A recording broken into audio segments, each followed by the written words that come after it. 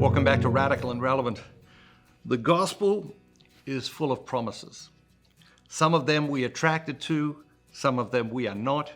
Today, we come up against some of the promises that we're probably not that attracted to. Today's reading is from the Gospel of Matthew, chapter 10, verses 16 through 23. Behold, I send you out as sheep in the midst of wolves.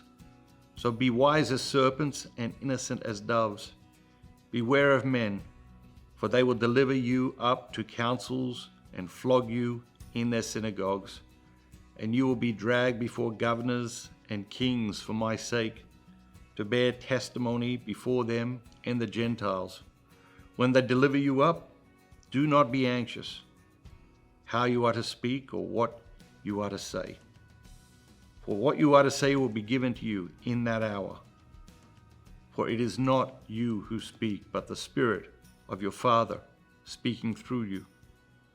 Brother will deliver up brother to death, and father his child, and children will rise up against their parents and have them put to death.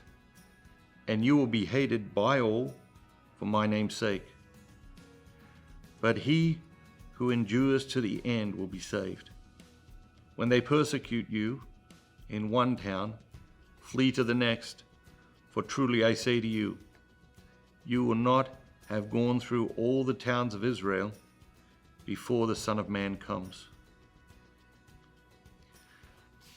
What jumps out at you today? Which of these promises are you interested in? Probably none. Probably don't want to be flogged, probably don't want to be brought before councils and questioned, probably don't want to be brought before kings and questions, probably don't want to be delivered up from your brother or by your father or by your mother or by your children or put to death or hated. You will be hated by all for my name's sake. It's interesting, it's easy to just take the first bit of that one and leave the second bit of that one.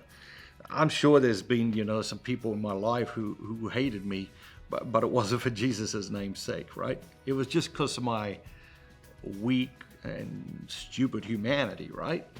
And what Jesus is talking about is very different to that. Saying you will be hated for my name's sake. And what I really find interesting today has never struck me before. But Jesus says, when they persecute you in one town, flee to the next. For truly I say to you, you will have not gone through all the towns of Israel before the Son of Man comes. That's a question about the second coming, right? What does it mean? Did nobody get through all the towns of Israel? Again, we're not fundamentalists, right?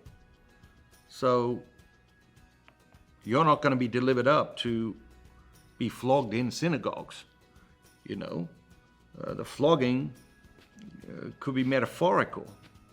You're probably not going to be delivered up before governors and kings, but you're going to be delivered up before people who have power and authority. You're going to be put in situations with people who have power and authority. It could be the tiniest piece of authority. It could be the tiniest piece of power. We see that all the time, right? We see people with the tiniest bit of power and just abusing it, just using it to torment people. And so we're not fundamentalists. We don't read the script in that way. Not going to be flogged in synagogues, but the flogging might not be physical. It could be emotional.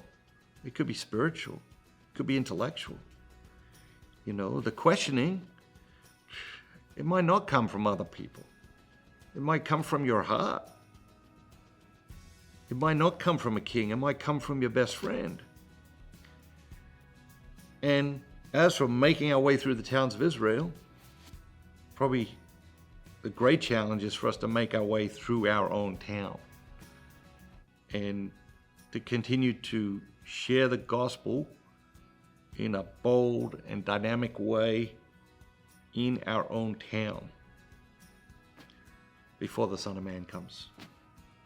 So Jesus, is constantly making promises through the scriptures. Some of them we're very attracted to. Ask and you'll receive. It's a very attractive promise, right? You will be brought before councils and flogged in your synagogues. Not so attractive. We can't take one without the other. The life of a disciple is not, the path to pleasure and happiness. The life of a disciple is a life of sacrifice, but it is a life of glory.